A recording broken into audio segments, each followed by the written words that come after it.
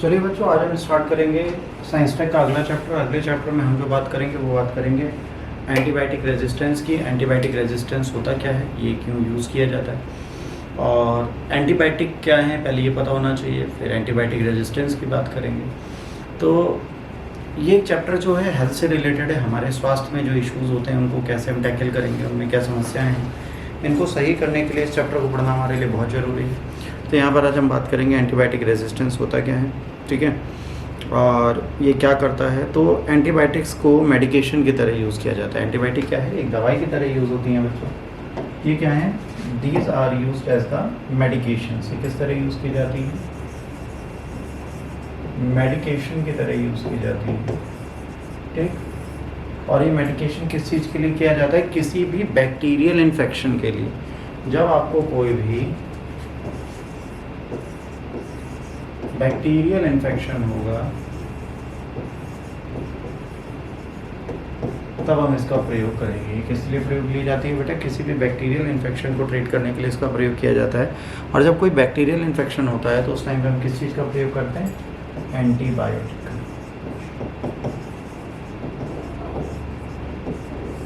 हमें किस चीज़ का प्रयोग करना पड़ता है बच्चों, एंटीबायोटिक का प्रयोग करना पड़ता है। और ये एंटीबायोटिक ही ऐसी चीज़ होती है जो हमारे शरीर में जाती है तो बहुत सारी चैलेंजेस पैदा करती है, क्योंकि हम उसको मैनर से नहीं लेते, उसको एक जेन्युइन ट्रीटमेंट की तरह नहीं यूज़ करते, उसको हम गलत तरीके से यूज़ करते हैं। तो एंटीबायोटिक कहीं ना कहीं हमें नुकसान देती है। तो एंटीबायोटिक जो हम प्रयोग में लाते हैं, ठीक है, वो एंटीबायोटिक होती हैं। ये क्या करेंगी, इनका काम क्या होता है, जब ये बैक्टीरियल इन्फेक्शन में एंटीबायोटिक दी जाती है तो ये बाइनरी फ्यूज़न एक होता है। क्या होता है, बाइनरी फ्यूज़न जो होता है बैक्टीरिया का, इसको क्या करती हैं, स्टॉप कर देती हैं, ठीक। मतलब क्या है, जो सेल डिवीज़न हो रहा था, जो कोशिकाओं का विभाजन हो रहा था, उसको क्या करती हैं, पूरी तरीके से स्टॉप कर देती हैं। ये क्या करती हैं, सेल डिवीज़न को पूरी तरीके से रोक देती हैं, जिसके कारण ये बीमारी हो रही थी। मतलब जो बैक्टीरिया है, बैक्टीरिया के चक्कर में आपको डिजीज़ हो रही थी, तो वो उस पर्टिकुलर बैक्टीरियल इन्फेक्शन को आपकी बॉडी के लिए रोक देती है। इस पर्टिकुलर बैक्टीरियल इन्फेक्शन को आपकी बॉडी के लिए होल्ड कर देती है, सेल वॉल डिवीज़न को रोक कर। अब प्रॉब्लम है, एंटीबायोटिक जो है वो वायरल इन्फेक्शन को ट्रीट नहीं कर सकती। एंटीबायोटिक की दूसरी प्रॉब्लम क्या है, antibiotic can not treat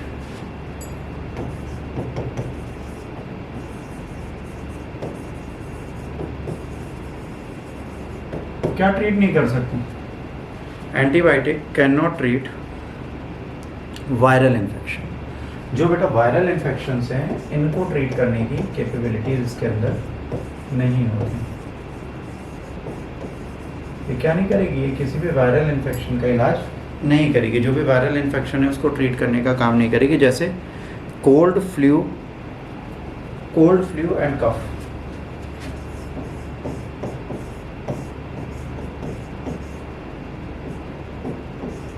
cold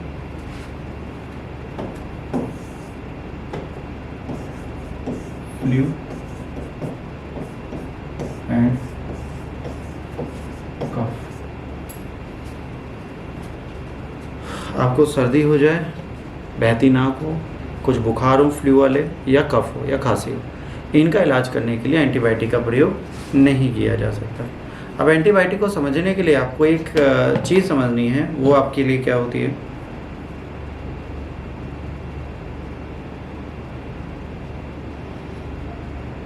अगर आपको कभी भी एंटीबायोटिक को समझना है तो आपको एक चीज़ समझनी है कि भाई एंटीबायोटिक से पहले बैक्टीरिया क्या होता है, ठीक है।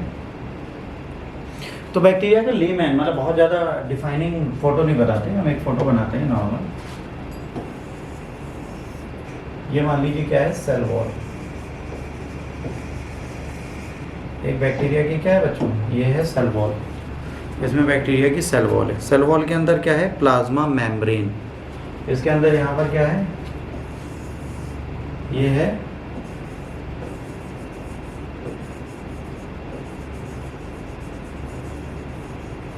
प्लाज्मा मेम्ब्रेन, ठीक। इसके अंदर क्या है, प्लाज्मेट। इसके अंदर क्या है, यहाँ पर है प्लाज्मेट।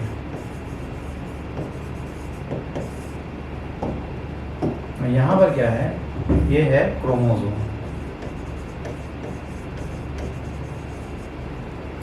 ये क्या है, ये है इसका क्रोमोसोम। जनरली बैक्टीरिया में इतनी चीज़ें आपको मिलेंगी, ठीक है। सेल वॉल मिलेगा, प्लाज्माइड मिलेगा, प्लाज्मा मेम्ब्रेन मिलेगी और क्रोमोसोम मिलेगा, ठीक। ये एक बैक्टीरिया का जनरली फेजर है। अभी बैक्टीरिया करता क्या है बच्चों, ये मान लीजिए एक बैक्टीरिया है, ऐसा बैक्टीरिया है मान लीजिए, ठीक। फिर ये क्या करेगा, अगले फेज में ये ऐसा हो जाएगा, ठीक। फिर उसके अगले फेज में ये ऐसा हो जाएगा। फिर अगले फेज में ये एक बैक्टीरिया अलग बन जाएगा, ये एक बैक्टीरिया अलग बन जाएगा। तो ये बाइनरी फ्यूजन है। ये क्या कर रहा है, ये सेल वॉल को डिवाइड कर रहा है। सेल वॉल को डिवाइड करता है तो उसमें क्या हो जाता है, सेल वॉल के अंदर क्रोमोसोम, प्लाज्मा मेम्ब्रेन, प्लाज्माइड सब चली जाती है और ये पूरी तरीके से अपनी चीज़ों को प्रिपेयर कर देता है। तो ये बाइनरी फ्यूजन जो होता है, इसको होने में सबसे बड़ी समस्या क्या है, इसमें सेल वॉल का डिवीज़न होता है। जो सेल वॉल है वो विभाजित होती है और जहाँ पे बेटा सेल वॉल विभाजित होती है उसको हम रेगुलेट कर सकते हैं, उसको हम बेहतर कर सकते हैं। तो सेल वॉल के ग्रोथ को रोकता है। ये जो सेल वॉल बन रही है इसको रोक देता है। ये क्या करता है, ये कहता है कि ये सेल वॉल नहीं बनेगी अगर आप एंटीबायोटिक लेते हैं। तो एंटीबायोटिक क्या करता है, सेल वॉल के डिवीजन को रोक देता है। एंटीबायोटिक ने कुछ नहीं किया, एंटीबायोटिक ने सेल वॉल के विभाजन को रोक दिया, जिससे बाइनरी फ्यूजन गया रुक। अब इससे क्या हुआ, जब सेल वॉल ही नहीं बनी तो ये जो बैक्टीरिया थे ये मर जाएंगे। और जो इन्फेक्शन के कारण थे, जो इन्फेक्शन का कारण था बैक्टीरिया का डिवीज़न होना और बैक्टीरिया के आपके शरीर को परेशान करना, ये पूरी तरीके से ख़त्म हो चुका है। तो अब बैक्टीरिया का एलिमेंट आपकी बॉडी से चला गया और आप बैक्टीरिया को मार चुके हैं। तो एंटीबायोटिक क्या करती है, बाइनरी फ्यूजन को रोक देती है, ठीक। ये क्या करती है, ये सेल वॉल पर डालती है और सेल वॉल पे जब अटैक करती है एंटीबायोटिक, तो क्या करती है, सेल वॉल का बाइनरी फ्यूजन रोक देती है, ये प्रोसेस रोक देती है। और ये प्रोसेस जैसे ही रुकता है वैसे क्या होता है, बैक्टीरिया मर जाता है, किल बैक्टीरिया। ये क्या करता है, बैक्टीरिया को मार देता है, इट विल किल बैक्टीरिया और ये डिवीजन हमारा खत्म होता है। यहाँ तो कोई दिक्कत, पहला कॉन्सेप्ट समझ में आया कि एंटीबायोटिक क्यों ली जाती है। एंटीबायोटिक ली जाती है बैक्टीरिया को मारने के लिए। जितने भी बैक्टीरिया हमारे शरीर में जाते हैं बेटा, उनको मारने का काम कौन करता है, ये एंटीबायोटिक करती है। अगर इन एंटीबायोटिक का हम प्रयोग करेंगे तो हमें फायदा होगा, ठीक।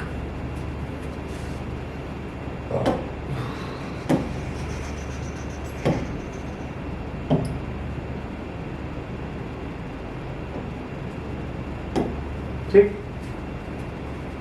अगर इन एंटीबायोटिक का प्रयोग करेंगे तो हमें बेनिफिट बिल्कुल होगा। यहाँ तो कोई डाउट, आप में से किसी को कोई डाउट, किसी को कोई डाउट हो तो बिंदास पूछ ले, फिर आगे चले।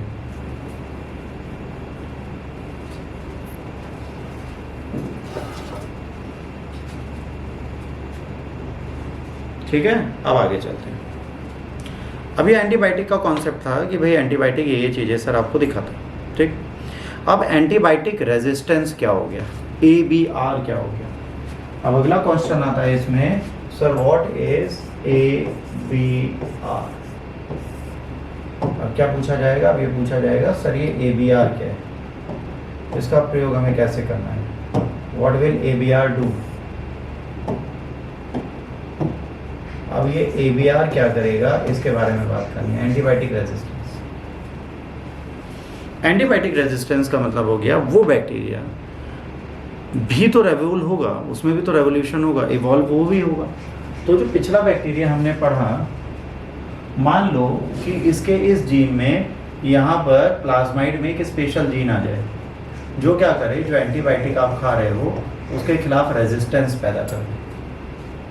जो आप दवाई खा रहे हो उसके खिलाफ प्रतिरोधक क्षमता इस बैक्टीरिया ने स्वयं उत्पन्न कर ली और इसने क्या किया, इसने यहाँ पर एक पर्टिकुलर अपने ऊपर क्या लगा दिया, एक जीन डेवलप कर लिया। और ये जीन जब डेवलप कर लिया तो अब इसकी जो जनरेशन पैदा होगी वो क्या करेगी, वो एंटीबायोटिक को इनके शरीर पर असर नहीं करने देगी। अब इनके शरीर पे उस पर्टिकुलर एंटीबायोटिक का असर होना बंद हो जाएगा। जब उस पर्टिकुलर एंटीबायोटिक का असर होना बंद हो जाएगा तो यहाँ पर और भी इश्यूज आएंगे। क्या इश्यूज आएंगे, यहाँ पर ये इश्यूज आएंगे बेटा कि अब जब हम कोई भी एंटीबायोटिक लेंगे तो ये इसके खिलाफ रेजिस्टेंस उत्पन्न कर देगा, तो हमको और बेहतर एंटीबायोटिक बनानी पड़ेगी। बट एक ऐसा पर्टिकुलर समय आएगा जब एंटीबायोटिक भी खत्म हो जाएंगे, मतलब हमारे पास लिमिट तक एंटीबायोटिक है, बहुत ज़्यादा एंटीबायोटिक नहीं, ठीक है।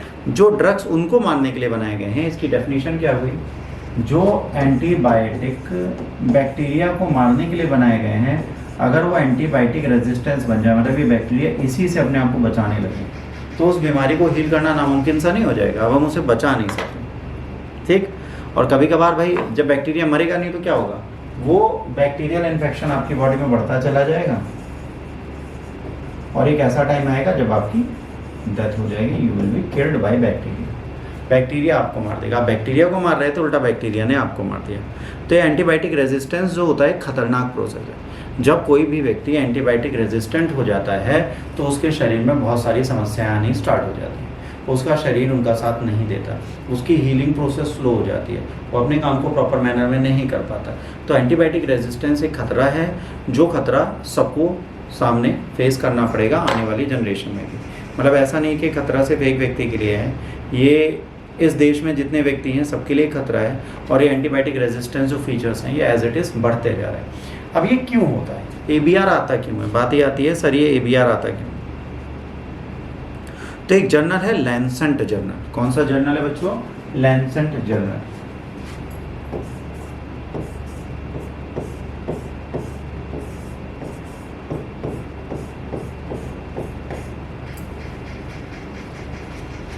ठीक है, इस लैंसेट जर्नल ने एक जर्नल निकाला जिसमें उसने लिखा इर्रेशनल यूज,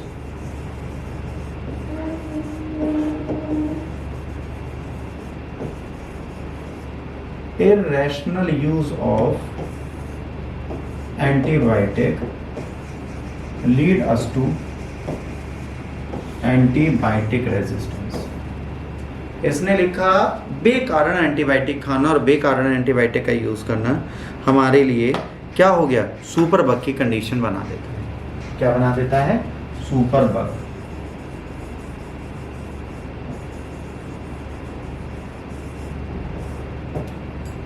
अभी बड़ी अच्छी चीज़ हो गई सर, ये सुपर बग प्रणाली कहाँ से आया है, इसका कॉन्सेप्ट क्या है, ये क्या समझा रहा है, ये क्यों आया, इसमें क्या चीज़ें थी। तो बेटे जो सुपर बग था इसके आने का सिंपल सा एक मतलब हुआ कि जब सुपर बग आएगा तो ये क्या करेगा, ये एंटीबायोटिक रेजिस्टेंट होगा। ये क्या होगा, ये जो सुपर बग आएगा ये एंटीबायोटिक रेजिस्टेंट होगा। ये क्या होगा, रेजिस्टेंट होगा, ये नहीं मरेगा। तो ये सुपर बग का मतलब ही हो गया the thing which can not be killed by antibiotic. अब ये जब सुपर बग की सिचुएशंस बेटा बनेंगी तो ये सुपर बग की सिचुएशंस बहुत कुछ बदल देंगे हमारे देश में। और एक एंटीबॉडी आती है, एक एंटीबायोटिक थी बीटा लैक्टेमाइस। हमारी कंट्री में एक एंटीबायोटिक बहुत ज़्यादा यूज़ होती है जिसका नाम है बीटा लैक्टेमाइस।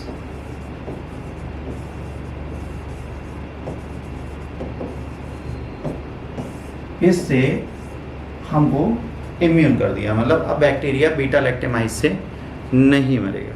तो किसके खिलाफ एंटीबॉडी बना ली इसने, बीटा लैक्टेमाइस के अगेंस्ट इसने क्या कर लिया, चीज़ें बना ली। तो बीटा लैक्टेमाइस से जब ये नहीं बन रहा तो इस जीन को हमने जो बनाया बीटा लैक्टेमाइस के अगेंस्ट, इसका नाम दिया NDM1। इसको हमने क्या बोला बेटा, इसको हमने बोला NDM1।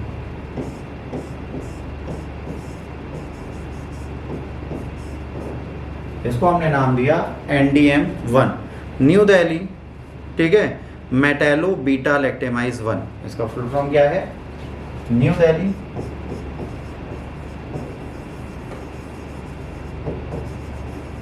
मेटैलो बीटा लैक्टेमाइज 1। ये अगर जीन किसी में आ गया, मतलब ये बैक्टीरियल जीन अगर पूरे वर्ल्ड में फैल गया तो बेटा किसी का भी इन्फेक्शन हील नहीं होगा। उस हर एक व्यक्ति के अंदर बॉडी में बैक्टीरियल इन्फेक्शन पनपेगा, बढ़ेगा और समस्याएं आएंगी। फिर हम किसी के बैक्टीरियल इन्फेक्शन को ट्रीट नहीं कर सकते अगर ये बढ़ गया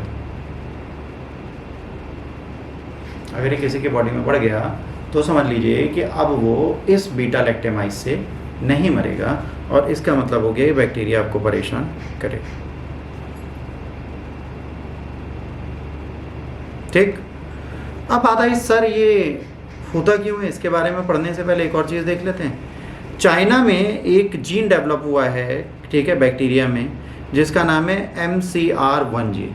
चाइना में भी एक जीन डेवलप हुआ बेटा, जिसका नाम है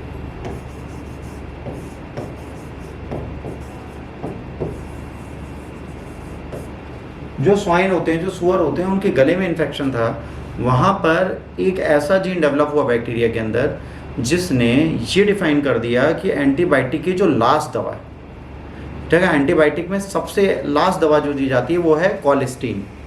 सबसे आखिरी दवा जो है बेटा इसकी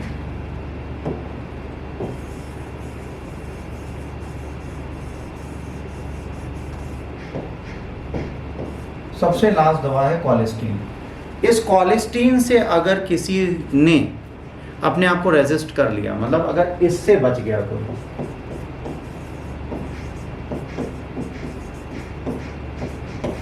तो समझ लीजिए वो बच गया। तो ये कोलिस्टीन से इस जीन को अगर डेवलप कर दिया, ये जीन हर एक डी उसमें बैक्टीरिया में चला गया, तो फिर कोई भी व्यक्ति मरेगा नहीं, फिर वो ख़त्म पूरी तरीके से। तो कोलिस्टीन से भी एंटीबायोटिक के लास्ट रिजॉर्ट को भी, ठीक है, इसने मात दे दी। तो अब एंटीबायोटिक का दौर ख़त्म, अगर ये MCR1 जीन पूरे वर्ल्ड में फैल गया तो। और बाद में हमने देखा ये कंट्रीज़ में, बहुत सारी कंट्रीज़ में पाया गया। MCR1 जीन बाद में क्या हुआ, ये MCR1 जीन जो था वर्ल्ड की मोस्ट कंट्रीज में फैल चुका है। वह कहोगे सर ये इतनी इजीली फैल कैसे जाता है, इसका कोई आंसर देगा कि इतना इजी क्यों है कि इसको फैला दिया हमने। How we can spread these things rapidly, हम इनको बहुत तेजी से कैसे बढ़ा सकते हैं, ऐसा क्या होता है कि हम इसको बहुत तेजी से बढ़ा देते हैं, ये रैपिडली इतना क्यों फैल जाता है, ये MCR1 जीन इतना क्यों फैल गया और कैसे फैल गया, क्या लॉजिक था कि इतना फैलता चला गया, बताएं कैसे फैला, सोर्स क्या है। क्योंकि बेटा देखो चाइना में कोई भी बैक्टीरिया जो होता है वो तो दिखता नहीं है ना, लेयर्ड है, किसी सामान के साथ चला जाएगा, कहीं चला जाएगा। एक ऐसा बैक्टीरिया जिसने अपने प्लाज्मेड में एक MCR1 जीन डेवलप किया है, वो वर्ल्ड वाइड ट्रैवल कर सकता है स्टॉक से। हमारे पास जितनी चीज़ें बन के आती हैं उसमें 99% चीज़ें चाइना से बन के आती हैं वर्ल्ड वाइड। तो जो चीज़ें बन के आती हैं उसमें बैक्टीरियल इन्फेक्शन ट्रैवल कर सकता है पूरे वर्ल्ड में। तो पूरे वर्ल्ड में MCR1 जीन हमें प्राप्त हो, पूरी दुनिया में इस जीन को हमने ढूंढा और ये हमें मिला। तो ये क्या खतरा है, ये खतरा हमारे लिए इसलिए है कि भाई साहब अगर MCR1 जीन हमारी बॉडी में रह गया तो 100% हम मरने वाले, क्योंकि अब बैक्टीरिया इससे अपने आप को इम्यून कर चुका है। किससे, कोलिस्टीन से। अगर कोलिस्टीन से इम्यून कर लिया तो कोई भी एंटीबायोटिक अब उसके शरीर पे असर नहीं करेगी। यहाँ तो कोई डाउट। अब बात आती है वाई, ये ABR क्यों हो रहा है, वाई ABR कौन समझाएगा, ये एंटीबायोटिक रेजिस्टेंस क्यों चल रहा है, वाई ABR।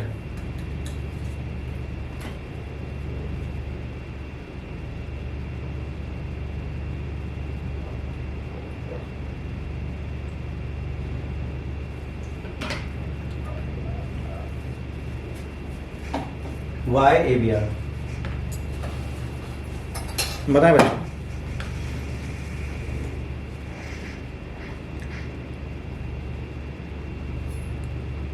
क्यों ABR है,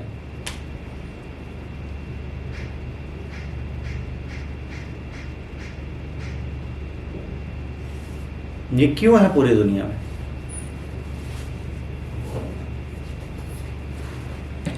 पहले तो over the counter sale of antibiotic. Over the counter sale of antibiotic का मतलब है जब हम मेडिकल स्टोर जाते हैं अपनी बीमारी बताने और वो काउंटर पे बिना डॉक्टर के प्रिस्क्रिप्शन के आपको कोई भी एंटीबायोटिक खाने को दे देता है, बिना देखे कि ये वायरल इन्फेक्शन है, फ्लू है, कोल्ड है, कफ है या कुछ और है, वो क्या करता है आपको सीधे दवा पकड़ा देता है, आप उसे खा लेते हैं। Once you eat that medication, अब वो दवाई आपकी बॉडी में बेफालतू जा रही है, आपको जरूरत नहीं थी एंटीबायोटिक की, तब भी आपको ज़बरदस्ती उसने एंटीबायोटिक दे दी और आपने बिना डॉक्टर से पूछे वो एंटीबायोटिक ले लिया। तो क्या आपकी बॉडी आने वाले टाइम पे उस एंटीबायोटिक का असर ले पाएगी, नहीं ले पाएगी। आपको एग्जांपल दे रहा हूँ, मान लीजिए मुझे एक बैक्टीरियल इन्फेक्शन हुआ और बैक्टीरियल इन्फेक्शन से हुआ टाइफाइड, ठीक है, मान लो मुझे टाइफाइड हुआ। अभी जब टाइफाइड हुआ तो यहाँ पर एक प्रॉब्लम क्या आएगी, टाइफाइड होने के बाद डॉक्टर्स कहते हैं कि आप 10 दिन के लिए मोनोसेफ लगवा लीजिए। क्या लगवा लीजिए?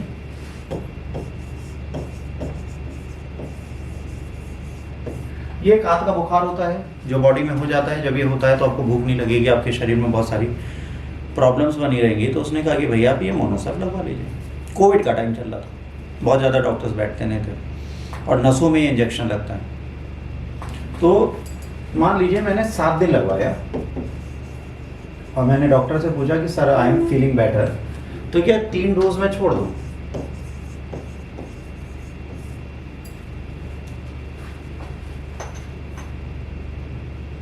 तो उन्होंने कहा छोड़ दो। मैंने क्या किया, मैंने इस पर्टिकुलर चीज़ को होल्ड कर दिया।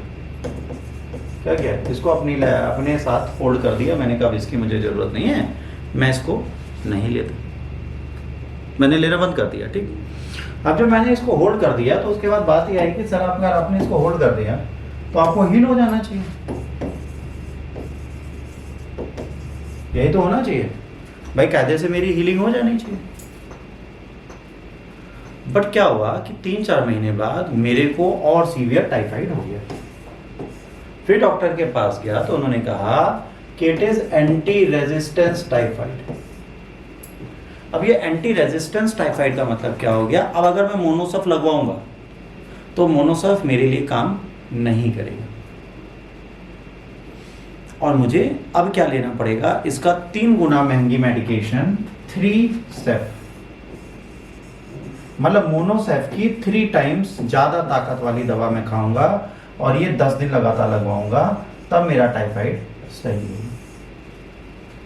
इसका मतलब क्या हुआ, अगर मेरी बॉडी में कभी टाइफाइड आता है तो मेरी बॉडी में जो बैक्टीरियल इन्फेक्शन होगा, हो सकता है मुझे वही बैक्टीरिया दोबारा मिले जिसको मोनोसेफ से इम्यूनिटी प्राप्त है, तो मैं मोनोसेफ लगवा के अपने शरीर को और खराब करूंगा। अब ये क्यों हुआ, इसका रीजन मैं आपको बताता हूँ।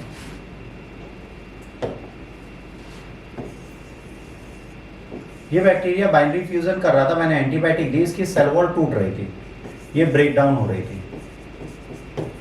तो अब क्या हुआ, आपका इन्फेक्शन सही होने लगा, ये वॉल टूट रही थी, आपके शरीर को हील कर रही थी। तो डॉक्टर कहता है ना बेटा ये 5 दिन की एंटीबायोटिक है, इसे प्लीज 5 दिन खा लेना। तो हम लोग 3 दिन खाने के बाद कहते हैं डॉक्टर फालतू में पैसे बढ़ाता है, फालतू में चीजें बनाता है, हमें नहीं खाना, हम इसे छोड़ देंगे। यही होता है ना, 90% घर ये कहते हैं कि डॉक्टर फालतू में इतनी फीस बढ़ा रहा है, हमको नहीं खानी। तो हम क्या करते हैं, ऑल सडन दवाई खाना बंद कर देते हैं। तो भाई दिक्कत तो होगी। अब यहाँ पर भी एग्जैक्टली सेम हो रहा है कि डॉक्टर के बोलने के बाद भी हमने 5 दिन का कोर्स पूरा नहीं किया, हमें 10 दिन की जगह 7 दिन खाए, तो ये जो सेल वॉल वीक हो रही थी, मरी नहीं थी अभी, ये कमजोर हो गई। अब जैसे आपने एंटीबायोटिक 3 दिन और खा के इसे मारना था, आपने नहीं खाया, तो ये वीक एलिमेंट जो था ये एंटीबायोटिक के ट्रेड को समझ गया और इसने अपने अंदर एक जीन डेवलप कर लिया जो इस एंटीबायोटिक से नहीं मरी, और आप 3-4 महीने बाद दोबारा उसी इन्फेक्शन से बीमार पड़ गए। जो इन्फेक्शन आपकी बॉडी में था, उसी इन्फेक्शन ने आपको दोबारा बीमार कर दिया। क्यों बीमार कर दिया? क्योंकि आप इस रेजिस्टेंस के खिलाफ नहीं खड़े हो पाए, आपने इस रेजिस्टेंस पे ध्यान नहीं दिया और आप दोबारा बीमार पड़ गए। इसको बोलते हैं patient not finishing the entire antibiotic course. जितना भी एंटीबायोटिक का कोर्स हमने दिया था, डॉक्टर्स ने दिया था, उसको रोगी पूरी तरीके से प्रयोग में नहीं लाते, कहते हम पूरा का पूरा कोर्स नहीं कंप्लीट करेंगे। अब जब वो पूरा कोर्स नहीं कंप्लीट करेगा तो लॉस किसका होगा? पेशेंट का। ये हो गया दूसरा।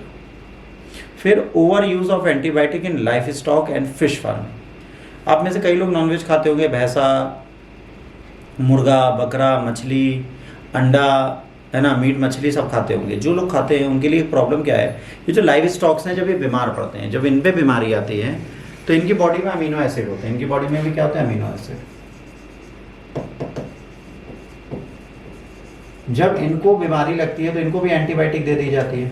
इस एंटीबायोटिक से हील होते हैं, उसके बाद इनको हलाल कर दिया जाता है और हलाल करके हम इन्हें खा लेते हैं। तो इनकी बॉडी में जो एंटीबायोटिक का इरेशनल यूज़ है, भले वो तालाबों में हो रहा हो, भले वो मुर्गी की फार्मिंग में हो रहा है, भले वो बकरे की फार्मिंग में हो रहा है, भले भी एक एनिमल को हील करने के लिए हो रहा हो, उसको ज़्यादा ताकतवर बनाने के लिए हो रहा हो, ठीक है, इससे एक लॉस क्या होगा, इससे ये लॉस होगा बेटा, ये एनिमल्स जो होंगे सर्वाइवल रेशियो में नहीं रह पाएंगे and they will having a lots of antibiotic in their body.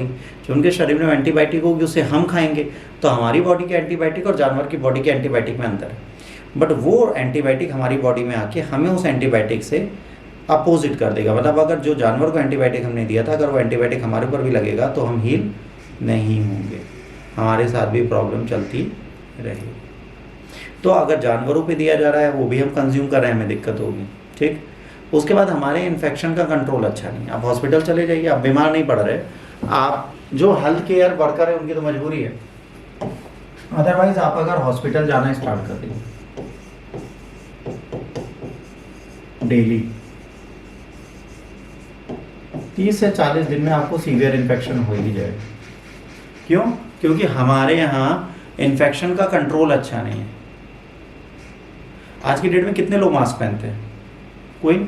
हर बंदा छींक रहा है, हर बंदा खांस रहा है, इन्फेक्शन हर जगह फैला हुआ है। हम लोगों को सर्दी जुकाम बुखार कॉमनली क्यों होता है? क्योंकि कोई भी बंदा हेल्थ केयर को क्लीननेस के साथ कंट्रोल नहीं करता। पुअर इन्फेक्शन कंट्रोल है हमारी कंट्री में। हमें छींकने खांसते समय हाथ रखने की आदत नहीं है। हम जब छींकते खांसते हैं तो हम अपने शरीर पे हाथ नहीं लगाते, और जब हम हाथ नहीं रखते तो हमको समस्याओं का सामना करना पड़ता है। हम अपने शरीर को खुद ही खराब करते हैं, हम सारे डिसीजन अपने हिसाब से खुद ही गलत लेते हैं। बात ही आती, हम अपने शरीर को हील नहीं कर पाते खुद, ठीक। ये 4 कारण